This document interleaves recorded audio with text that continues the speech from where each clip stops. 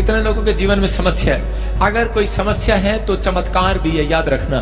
परमेश्वर अपने लोगों के जीवन में अगर समस्या देना जानते हैं, अगर समस्या आती है तो ये बात याद रखना, बाइबल कहती है कि बादल जब आता है तो उसी समय अंधेरा भी आता है थोड़ी देर के लिए, लेकिन उसके बाद कहते हैं कि वो बादल हट जाता है तो उसके बाद रोशनी भी आती है। आपके जीवन में जो समस्या है वो हटने वाली है यीशु मसीह के नाम में। कोई ब्लेसिंग आने वाली है। मैं कह रहा था लोगों ने मेरे ऊपर नाम लगाया, दे न्यूज दे न्यूज दे न्यूज दे न्यूज दे न्यूज दे न्यूज।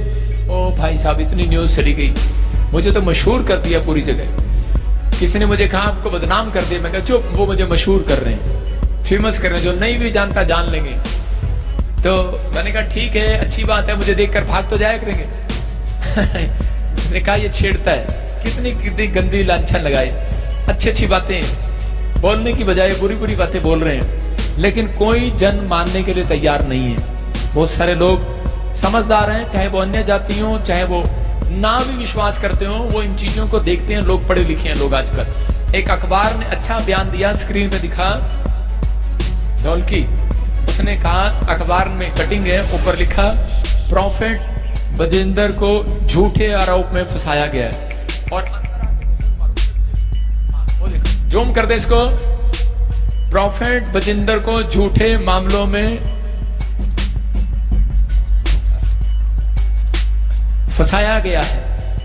अखबार ने, कल की अखबार से सही रिपोर्ट आनी शुरू हो जाएगी यीशु मसीह के नाम में। एक अखबार में आ गई कि नहीं, अब आपको धीरे धीरे पता लग जाएगा कि सच्चाई क्या है। परमेश्वर सुनता है, आपकी दुआएं चाहिए हमें। एक परमेश्वर के दास को भी आपकी दुआएं चाहिए।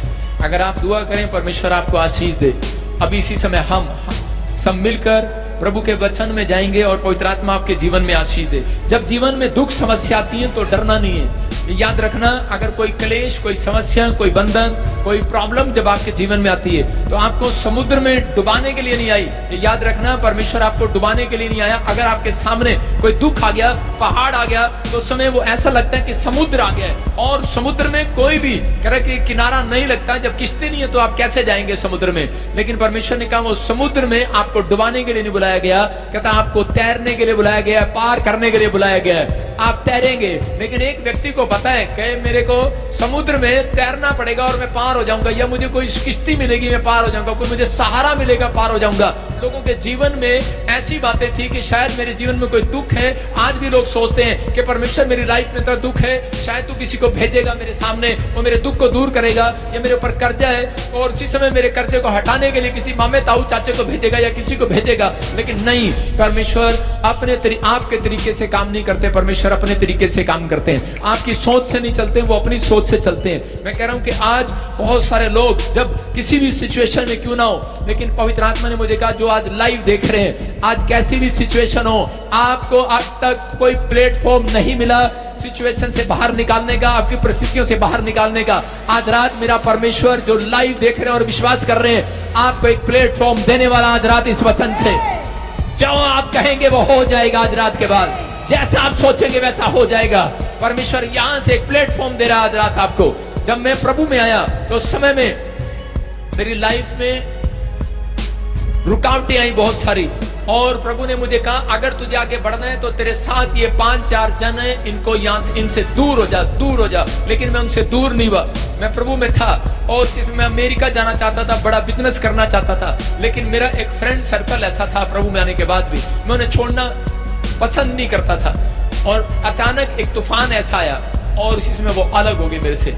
और जब वो अलग हो गए, ऐसी परिस्थितियां आई, और जब वो अलग हो गए उसके बाद मैंने प्रार्थना करना शुरू किया, परमेश्वर में बढ़ता चला गया, मुझे एक प्लेटफॉर्म मिला और पवित्र आत्मा ने मुझे आज कहां से कहां ले आया, ब्लेसिंग दिया पूरे वर्ल्ड में। मैं कह रहा हूं कि आप जो सोचते हैं परमेश्वर वैसा नहीं करते। अगर आज आप किसी दुख में, तकलीफ में, समस्या में, लेकिन मैं उन दिनों में सोच रहा था कि यार मेरे सामने लाल समुद्र आ गया, मेरी कोई नहीं है, मेरा कोई परिवार नहीं है, मेरा रिश्तेदार नहीं है, मेरे माँ बाप ने मुझे घर से निकाल दिया, मैं अकेला सेव कई कैसे करूंगा, अपने भी साथ छोड़कर चले गए। लेकिन उन दिनों में हो सकता है अगर आपके साथ भी करे, कोई बिजनेस में साथ ना हो, परिवार में साथ ना हो, आप अकेले जीवन जी रहे हो, लेकिन आप तकलीफ में हो, अंदर अपने दुख को लिए बैठे हो, लेकिन परमेश्वर कह रहा है लाल समुद्र जैसा पहाड़ आपके सामने दे गए, लेकिन उन दिनों में हो सकता है कह रहा आपके साथ भी कह रहे कोई बिजनेस में साथ ना हो, परिवार में साथ ना हो, आप अकेले जीवन जी रहे हो, लेकिन आप तकलीफ में हो, अंदर अपने दुख को लिए बैठे हो, लेकिन परमेश्वर कह रहा है लाल समुद्र जैसा पहाड़ आपके सामने खड़ा हो, लाल समुद्र आपके सामने आ रहा हो, लेकिन पवित्र आत्मा कह रहा आज रात कहता है उस समुद्र के दो फाड़ हो जाएंगे यीशु मसीह के नाम में। आज रात कहता है उस चीज के दो फाड़ हो जाएंगे,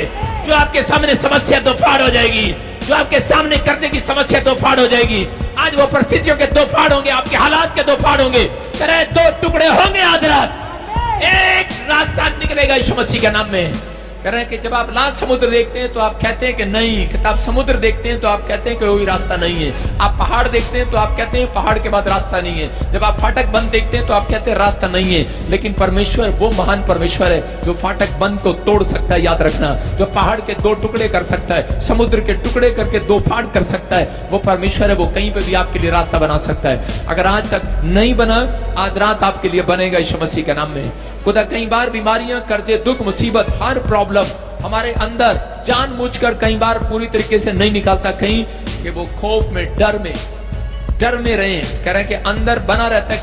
कई बार बहुत सारे लोगों को नहीं मालूम, वो जीवन जीते हैं लेकिन वो ऐसे डर में जीते हैं, अंदर खौफ है, लेकिन परमेश्वर उन खौफ खाने वालों के अंदर नहीं रहता, परमेश्वर दिलेर लोगों के अंदर रहता है। अगर आप डरपोक हैं तो परमेश्वर काम नहीं करेगा। हर व्यक्ति के अंदर परमेश्वर का अंश है, लेकिन पवित्र आत्मा उन लोगों के अंदर बैठा है। अगर आप मसीह में हैं तो आपके अंदर एक पावर है, एक ताकत है, वो अंदर से आपको पुश कर रही है, आपको हिलाना चाहती है कि तू बाहर, लेकिन हम बाहर नहीं आना चाहते। हम लोग ताकतवर नहीं बनना चाहते। हम बहुत बार अंदर बैठे हुए वो हमें पुश करता रहता है, अंदर बैठे हुए हमें तैयार करता रहता है, लेकिन हम लोगों की सुनने के बाद, रिपोर्ट देखने के बाद हमारे अंदर कह रहे कि वो चीजें हमारे अंदर से वो कह रहा बाहर आती नहीं है। कहता है विश्वास की बातें बाहर नहीं निकाल पाते हम, लेकिन वो अंदर बैठा हुआ हमें पुश करता रहता है बार बार। हम बाइबल में पढ़ते एक जगह पर निर्गमन 13 के 17 में कि एक जगह पर फिरौन के यहाँ पर इजरायली लोग जो गुलाम थे 430 साल की गुलामी को देख रहे थे। आप पढ़ेंगे, देखो क्या लिखा। जब फिरौन ने लोगों को जाने की आज्ञा दे दी, तब भले ही फलिश्तियों के देश में होकर जो मार्ग जाता है वह छोटा था, तो भी परमेश्वर यह सोचकर उनको उस मार्ग से नहीं ले गया कि कहीं ऐसा न हो कि जब ये लोग लड़ाई देखें तब पछताकर मिस्र को लौट आए। सारे बोलो हालेलुया। देखो यहाँ पर बहुत सारी चीजें आपके फेवर में, कि यहाँ पर इजरायली लोग थे। जब इजरायली लोगों को परमेश्वर ने फिरौन के यहाँ से छुड़ाया, मिस्र के गुलामी में थे 430 साल की, और जब उन्हें गुलामी में से छुड़ाया तो उस समय में परमेश्वर ने उनको जहां से लेकर जाना था वो रास्ता जो था वो फिलिस्तीनियों के पास से होकर जाता था, फिलिस्तीनी के देश में से होकर जाता था। लेकिन वो सिर्फ 11 किलोमीटर का रास्ता था, वो कोई तंग रास्ता नहीं था, वो आसान रास्ता था। 11 किलोमीटर में वो पहुंच सकते थे जहां पर उनको जाना था। लेकिन उसके बाद परमेश्वर ने उनको घुमा फिरा कर, चक्कर कटा कर कई बार उनको लाल समुद्र के पास से ले गया। और बाइबल बोलती है कि उनको क्यों ले गया वो लाल समुद्र के पास से, फिलिस्तीनियों के यहाँ से क्यों नहीं लेकर गया? क्योंकि परमेश्वर को मालूम था कि ये लोग के अंदर डर था। 430 साल से ये इतने डरे हुए थे कि मिस्र के लोगों से, कि वो इतनी सी भी लड़ाई से डरते थे, क्योंकि परमेश्वर जानता था कि अगर रास्ते में जाएंगे तो फिलिस्तीनी लोग इन्हें मारेंगे, इनसे लड़ेंगे, और जैसे ही लड़ेंगे ये वापिस भाग जाएंगे, ये डर के मारे वापिस भाग जाएंगे, बैक स्लाइड हो जाएंगे, ये डर जाएंगे। आज भी बहुत सारे लोगों के अंदर कहता है कि डर समाया हुआ है। परमेश्वर जानता है आपके लिए क्या अच्छा है क्या बुरा है, इसलिए परमेश्वर फिलिस्तीनियों के यहाँ से नहीं लेकर गया, उस गांव में से नहीं लेकर गया, उस कस्बे में से नहीं लेकर गया लोगों को, इस्राएली लोगों को, प्रार्थना करने वाले लोगों को वो लाल समुद्र के पास से लेकर जा रहा था। वो वहां से लेकर जा रहा था तो उसी समय कि फिरौन की सेना को, उसी समय फिरौन को पता लगता है, और फिरौन कहता कि मैंने इनको छोड़ तो दिया, कहता डर के कारण, लेकिन कहता है इनको खत्म कर दे।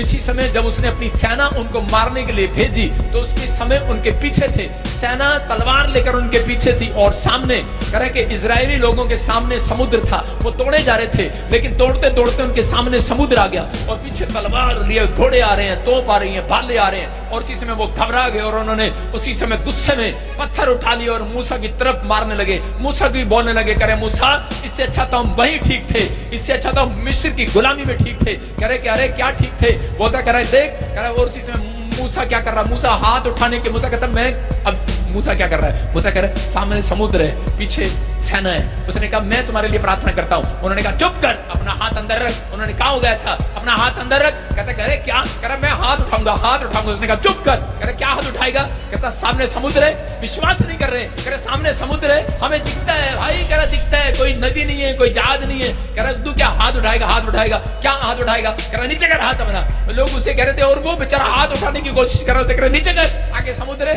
पीछे वो देख तलवार है, वो देख कितने है। कहता क्या करेगा तू अब? कहता अब क्या कर सकता हूँ? हा हा हा हा हा हा हा हा हाथ उठाऊंगा। मैंने कहा चुप, नीचे मेरा खाता बना। जब परिस्थितियां आती हैं, बीमारियां आती हैं, जब किसी का बच्चा मर जाता है, किसी को विश्वास नहीं होता, वो कहता है हम हाथ उठाएं। कोई करता वहां जाकर, वो लोग क्या करते हैं? चुप, अंदर कर हाथ। इनका बेटा मर गया तो हाथ उठा रहा।